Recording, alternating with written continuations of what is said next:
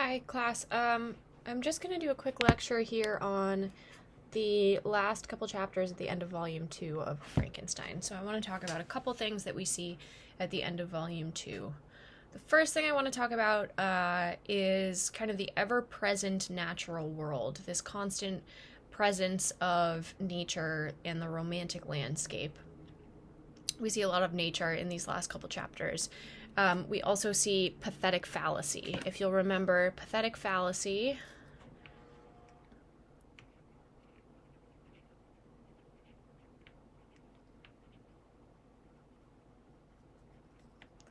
is when nature mirrors emotion.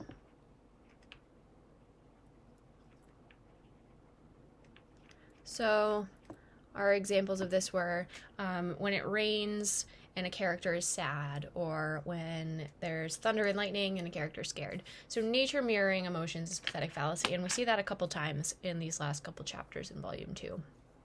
So in one instance, the creature has confronted Frankenstein at this point, and he's kind of discussing his story. The creature says, as the night advanced, a fierce wind arose from the woods and quickly dispersed the clouds that had loitered in the heavens. The blast tore along like a mighty avalanche and produced a kind of insanity in my spirits that burst all bounds of reason and reflection. This is on page 130 in our edition of the book. So the creature's describing this fierce wind, this blast that's sort of tearing through him. Shelley uses the simile like a mighty avalanche, so also using natural imagery there. And this natural world reflects the creature's thoughts of insanity, his kind of hopelessness, his bursting all bounds of his reason and reflection. Similarly, after the creature has confronted Frankenstein, Shelley writes of Frankenstein's experience. The stars shone at intervals as the clouds passed over from them. The dark pines rose before me, and every here and there a broken tree lay on the ground. It was a scene of wonderful solemnity, and stirred strange thoughts within me. I wept bitterly, and, clasping my hands in agony, I exclaimed, O stars and clouds and winds, ye are all about to mock me. If ye really pity me, crush sensation and memory. Let me become as naught, but if not, depart and leave me in my darkness. These were wild and miserable thoughts, but I cannot describe to you how the eternal twinkling of the stars weighed upon me, and how I listened to every blast of wind as if it were a dull, ugly siroc on its way to consume me. So here we see a similar thing. Frankenstein is finding solace in nature. He's doing a lot of processing of this confrontation that he has just had with his creature, and he describes the stars, the twinkling stars, as kind of mocking him and the mistakes that he's made. The blast of wind, every blast of wind causes him to feel this kind of deep regret. So both of these characters are exhibiting pathetic fallacy. Both of these characters are using nature as sort of the backdrop to their own confrontation of their own emotions. Here, both Victor and the creature experience this interaction between the natural world and their internal emotional state. The chaotic winds mirror the creature's insanity, and the twinkling stars mock Victor's planned endeavor. So, on sort of a superficial level, we see the idea that nature is used as kind of the platform for the processing of these emotions. But on a deeper level, it also helps to create this parallel between Victor and the creature that we've begun to see emerge. They have some similarities. Here, for instance, they're both finding solace in nature. They are both this kind of lone man above the fog in a very romantic way, using nature to process their place in the world. So they're both lonely, right? They're both reflective of the natural world and on their own really individualized paths. Victor is lonely because he is the only one who knows about this secret. The creature is lonely because no man can even look at him. They have this similar sense of loneliness. We also begin to see another parallel, and that is that Victor has Elizabeth, his cousin, as his betrothed, essentially, And here, the creature at the end of volume 2 has requested that Frankenstein make him similarly a female companion. So that parallel begins to emerge as well. The other thing I want to talk about here at the end of volume 2 is some parallels to Genesis. You'll see I have the Garden of Eden here. There are some striking similarities and sort of nuanced connections between what happens at the end of volume 2 and what happens in Genesis. So the creature here at the end of volume 2 begs Frankenstein to make him a female companion, essentially. Someone who is as hideous as him, but who he will be able to love and live a life with. He asks Frankenstein, "You must create a female for me with whom I can live in the interchange of those sympathies necessary for my being. This you alone can do, and I would demand it of you as a right which you must not refuse. You, my creator, would tear me to pieces and triumph. Remember that, and tell me why I should pity man more than he pities me. If any being felt emotions of benevolence toward me, I should return them 100 and 100-fold. For that one creature's sake, I would make peace with the whole world. I demand a creature of another sex, but as hideous as myself. The gratification is small, but it is all that I can receive, and it shall content me. It is true, we shall be monsters, cut off from all the world, but on that account we shall be more attached to one another. Our lives will not be happy, but they will be harmless and free of the misery I now feel." So the creature is demanding that Frankenstein, his creator, sort of the parallel to God here, and Frankenstein, the parallel to Adam, make him a partner. Make him, essentially, an Eve.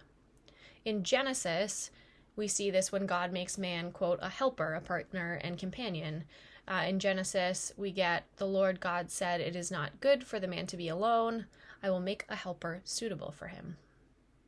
Genesis goes on to say, "But for Adam no suitable helper was found, so the Lord God caused the man to fall into a deep sleep, and while he was sleeping, he took one of the man's ribs, and then closed up the place with the flesh.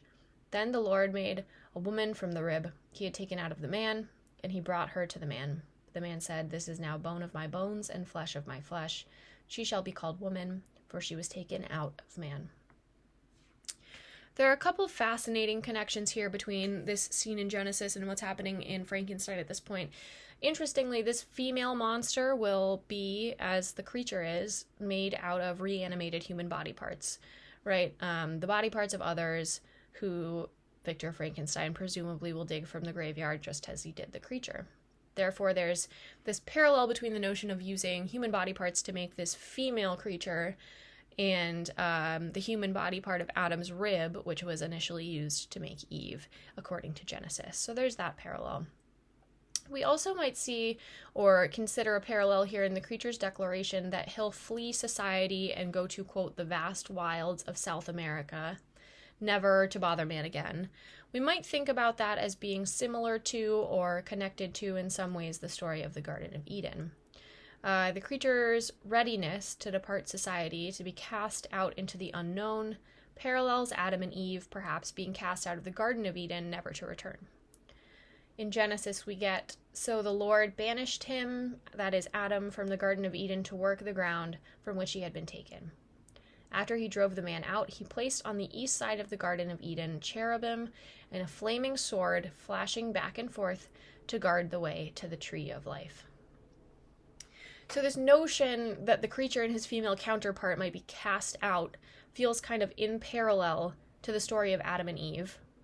And yet, the creature describes his life beyond the metaphorical garden of society as one of pleasure. He's not saying, "I'll be cast out from society to a life of horror," but he goes as far as even to describe his life in South America as being kind of Eden-like. He says, "The sun will shine on us as on man, and will ripen our fruit. The picture I present to you is peaceful." So we get this impression that the creature sees him and his Eve, him and his female counterpart, as living in a very Eden-like, beautiful and peaceful place.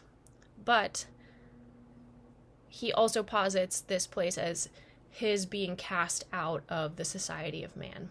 So there's kind of some tension in that. Adam and Eve are kicked out of the garden for acquiring human knowledge, as the creature has, right? He has the knowledge of language, He has, in his experience watching the people in the cottage, in some ways, eaten the apple from the tree of knowledge, right? So there's this contrast because Adam and Eve are kicked out of the garden in this kind of devastating, shameful way. And the creature envisions his being kicked out of the garden of society as something that will be pleasurable or something that will be a happy ending. God, when he kicks Adam and Eve out of the garden, guards it with, quote, flaming swords. So this is kind of a violent, shameful exile. They're never returning to the Garden of Eden. Their lives will be filled with pain. So we might read this as foreshadowing, I guess is what I'm trying to say. This connection between these two narratives. The creature asserts that the creation of a female counterpart will result in him and her fleeing to an Eden-like remote location where all will be well. But this trajectory more similarly parallels Adam and Eve being cast out of the garden and ultimately doomed to kind of a life of violence and pain. So this might foreshadow only bad to come for the creature, for Victor, and for this potential new female being, if the creature thinks when he gets his female companion, they will blissfully live in Eden forever. But it may not be so, as if we continue the trajectory of the illusion, Adam and Eve were cast out, and things ended not so blissfully for them, we might be perhaps looking at that same fate for the characters in Frankenstein.